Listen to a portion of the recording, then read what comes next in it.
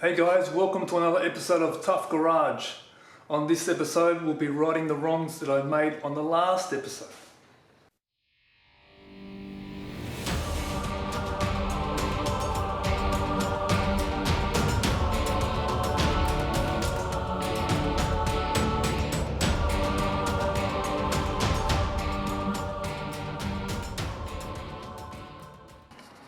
So on the last episode, you would have seen me working on the roof, which I shouldn't have done any work on. Ended up ruining the roof. Not ruining the roof, but ruining the progress that I had done with the roof, and making it harder and worse and needing more attention. So just to show you how bad it ended up being. So here we have the little spline type tool that I made last time that I talked about. It's just 3mm MDF that tends to bend nicely to curvatures. So just to show the natural form of the roof. So can you guys see that gap there? Okay, see where it starts and see where it finishes. So basically that is how much damage I created by trying to heat shrink and strengthen the roof in a few areas that were just a little bit weak for my liking. So yeah, that's the sort of damage you can cause when you know 100% what you're doing. That tool, the Easy Beat with the carbon rods, I'm not 100% sure how powerful they are.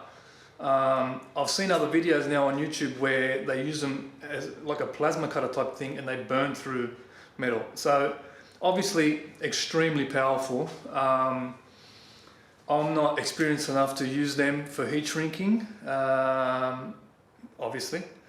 So I'm going to leave them and not use that sort of thing for heat shrinking anymore. I'm going to go back to the old style of either using the TIG just to zap little areas, just to heat and cool straight away, just to stiffen them up.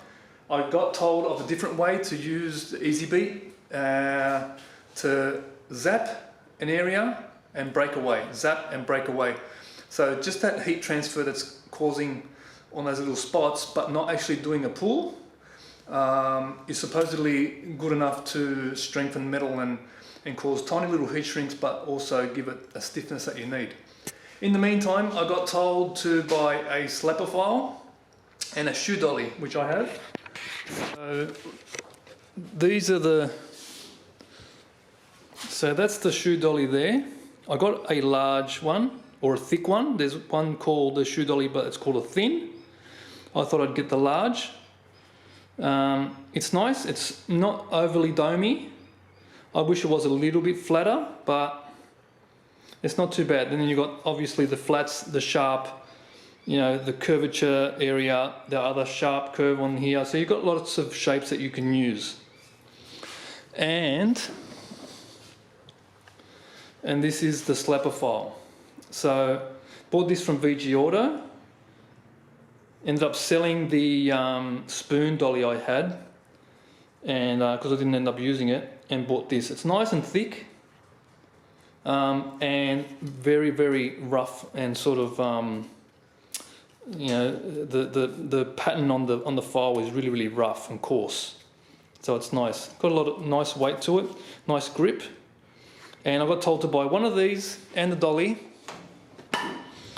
and to use them on the roof. So to push up from the bottom with the dolly, and then to slap with the file, and keep moving along until, you know, in all different areas, and it'll raise the dents. Now the only issue I had was that the dent is rather large, as you can see. It's a big span, so it's not like you're getting out a hail dent or anything like that. It's completely different.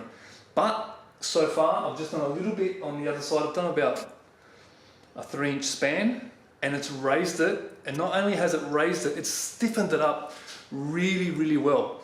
So if there's anyone out there that can explain exactly what is going on with that action, with the slapper file hitting the dolly, from what I can understand, from what it's doing, it seems to be shrinking the metal. I don't know how it does it. like if it bunches it up, but how does it bunch it up? I don't know exactly what it's doing. So if someone can explain that to me, it'd be great, because I like knowing the ins and outs of how things work, and once I can understand them in my own mind, they seem to come more natural and easier to me to get things done. So if someone can explain that to me, that'd be great. But so far it's working. It's doing the job that I want, which is raising the roof back to its natural curve. I keep checking it with the spline so that if there's areas that do need to be raised a little more, or if I'm over raising things, I knock them a little bit down just with the hammer and the dolly, and the other dolly, sorry, and just knock them back down again flat, where I might be creating slight little high spots. But I'll just go through the process. I'll show you, I'll just set the camera up on the tripod and I'll show you what I'm doing and what seems to be working for me so far. Alright, so what I did initially is I got my little measuring splining type tool, and I just went over the area like that, just to show me exactly where I still had a dip. And then I removed all the epoxy primer from that, and then I marked it with a pencil. You won't be able to see it, but I can see it from this angle here. Camera won't pick it up, but I've just marked it. It's just here like that. Goes round pretty much all the way over to there, and then in that spot at that end it goes like that, and then comes back around again. So this area here was low and all the way through. Now at the moment, when I go along, that's all straight again, and still straight, and about there it starts to, I haven't continued on. So another thing that the camera won't pick up, but I can sort of feel is, you can sort of feel the file marks from hitting with the file. It leaves little, like a rough sort of surface, which also shows you where you've been hitting and where you haven't been hitting, plus the sound of it. So the sound of the file actually hitting the dolly tells you whereabouts it is. Sometimes, for me anyway, it's a little bit tricky to find, so I tend to sort of hold it where I think it is, and sometimes it's nowhere near where I think I'm actually holding the dolly. But just give it a little tap with the file and you'll hear a ding ding ding of where exactly it is, and then you'll know, okay, I'm not in the spot, or I am in the spot, or I can move it, and just keep checking, and then you're good to go.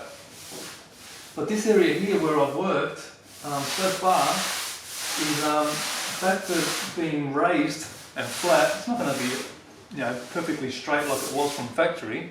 I'll have to give it a skim of bog and, work it, obviously, now that I've sort of ruined it. But it's pretty damn stiff, Like, obviously here I still haven't done anything, so it still moves a little bit, but I'm guessing that once I start working that area again, it's going to stiffen up again.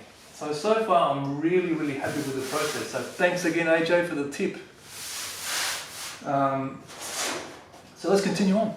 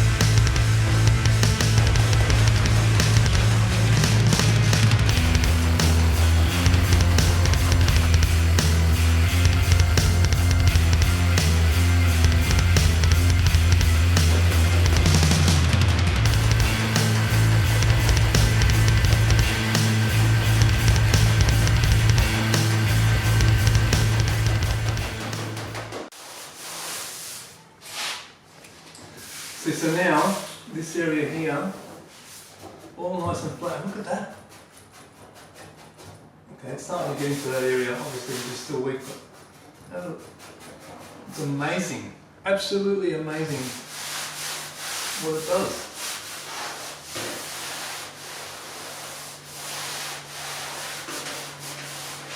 I love it. Okay, after a massive effort from me and I had to get Leo in because the problem was I can only get the dolly in with my hand so far and hold it with strength so far. So I was starting to get my arm really, really tired, and towards the center, I couldn't push hard enough upwards, and then hit with the slapper file to get it up. So I got Leo to sit in the back seat and push the dolly up while, you know, I sort of hit it with the slapper file. And the easiest way to do that was for him just to use the strength to push up, and I would hold his hand and move his arm around basically where I needed it to be while I slapped down with the slapper file, and it worked a treat. I'll show you what I've done now. So have a look here. You can see it's come back. So you can just see a tiny gap there in the center. That can be pushed up a little more if need be, but it's got it all pretty good. So, you know, compared to what it was, so here it closes up completely, which is excellent.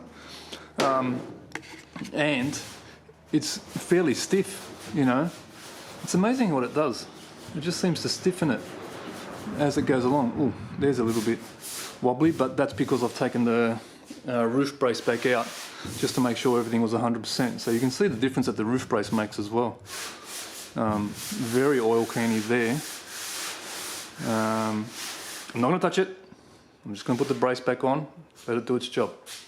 So what I'm doing now is I've just sprayed a little bit of black spray paint just to give me a rough sort of guide coat, and I'm just going back over it just slightly with the slapper file, the dolly, you know, different dollies, and then I'll just sand the guide coat off with the speed file, and it shows me exactly where I need to work a few little areas and stuff like that. Now that I'm starting to get a little bit better at it, I might as well, you know, do the best I can before I start laying on the body filler. So that's what we're up to at the moment.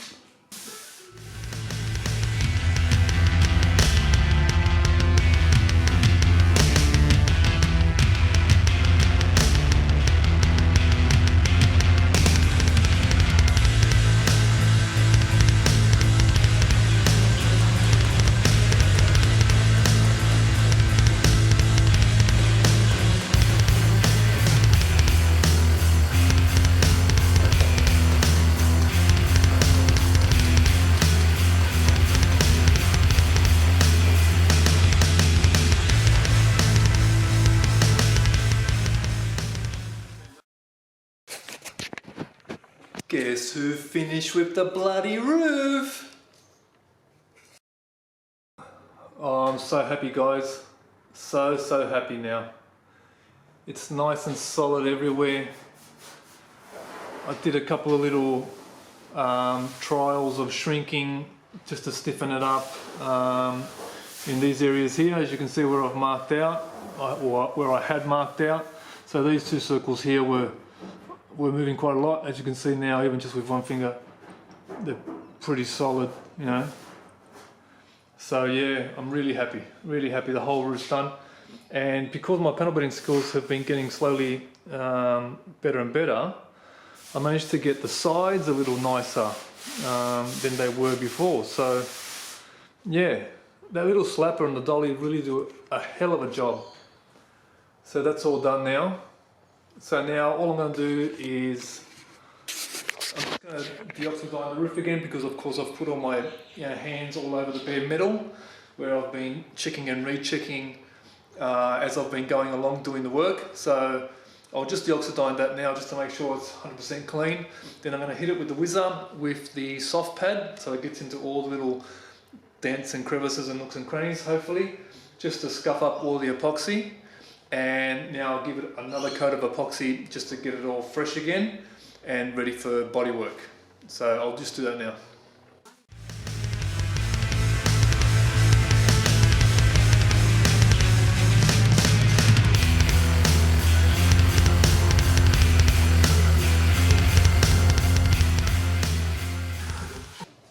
Sorry, I forgot to explain how I went about getting the shape back in these two small areas that were quite weak.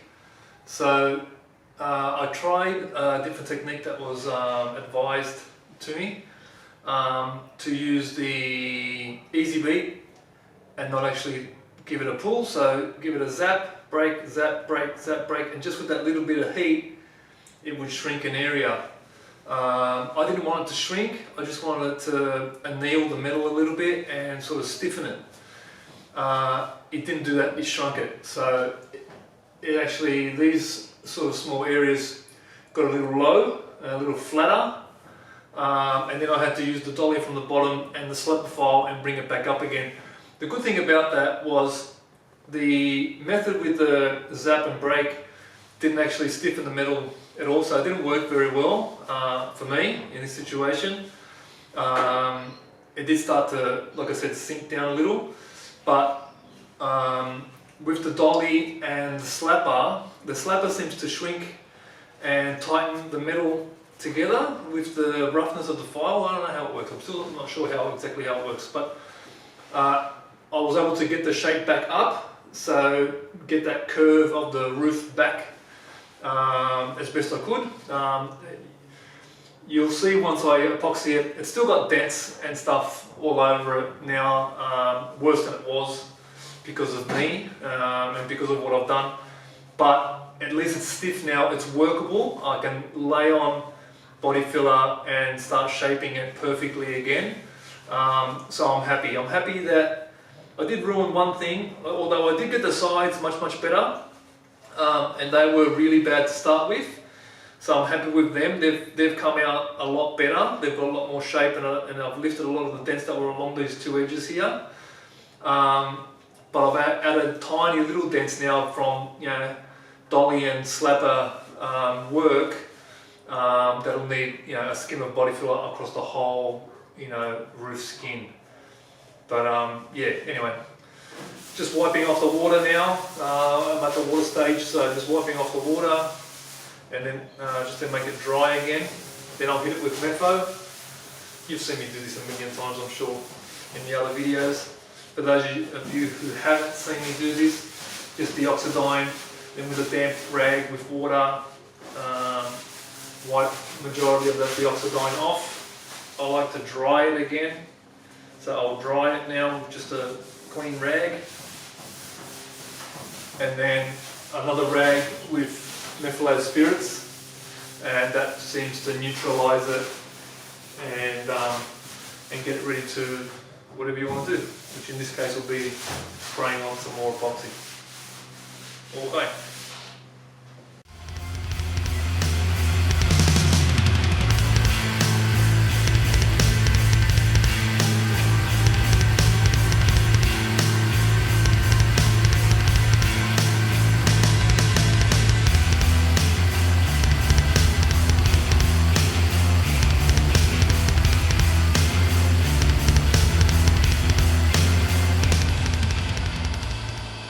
And there we have it, the roof back in epoxy. Sorry I didn't show you guys the spray painting of the epoxy, but of course the overspray goes all over the camera, so I didn't want to cause any damage. As you can see, it's all done, all covered up. The bottom of it's all covered up again as well, just some little burn through from the welder, so that's all sealed up again. I've also done a few little fix-ups here. Just did a full weld of the firewall plate, so that's ready for body filler also, along with the battery cover area as well, where I had to notch out. That's all fully welded and ready for body work as well. Now, have a look at this.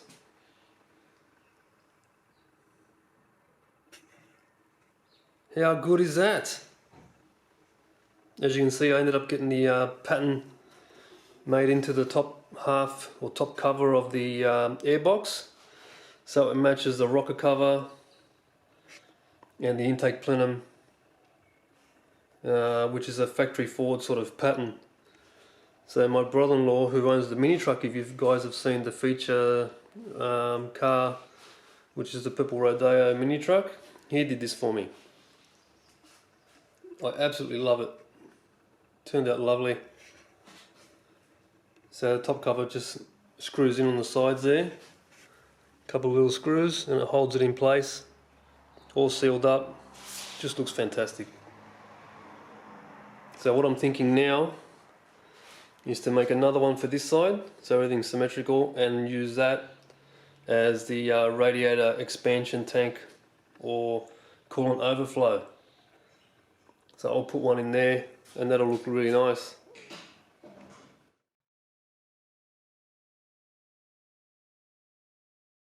So that's it for this one, guys. I'm sorry it wasn't overly exciting compared to some of the other episodes, but it's things that had to be done, had to be rectified, and I'm so glad that they're all fixed now. The roof's stiffer and better than ever. That little custom piece for the airbox, absolutely love it. See you next time.